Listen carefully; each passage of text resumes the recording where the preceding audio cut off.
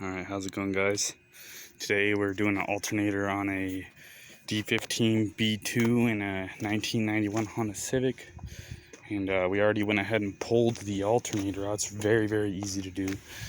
But I'll give you a rundown of what we used here. Here's the 2 bolts that retain the alternator so that you can loosen the belt.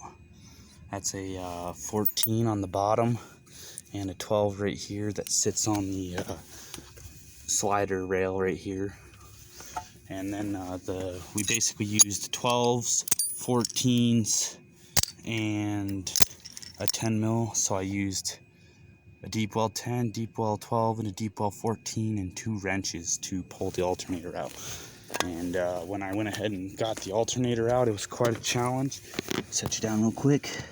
It was quite a challenge to remove the alternator, so we pulled it out from right here on the driver's or passenger side of the intake manifold. It doesn't come out any other way. It won't come out from the bottom. It won't come out from the driver's side. It has to come out on this side of the intake manifold.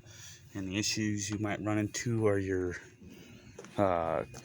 speedometer cable and the 2 heater core hoses, but I didn't actually have to take mine off. So that's pretty much it. It's a pretty simple job. The part number for my alternator specifically was, I think, 4989A.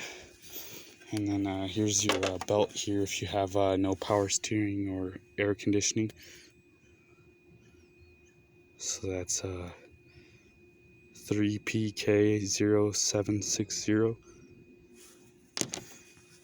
And yep, that's pretty much it. Other than that, you got 110 mil for this stud on the alternator and the plug. They may or may not have a different style of plug, so you want to look at that before you buy your new one. Well, thanks for watching, guys. Press the subscribe button.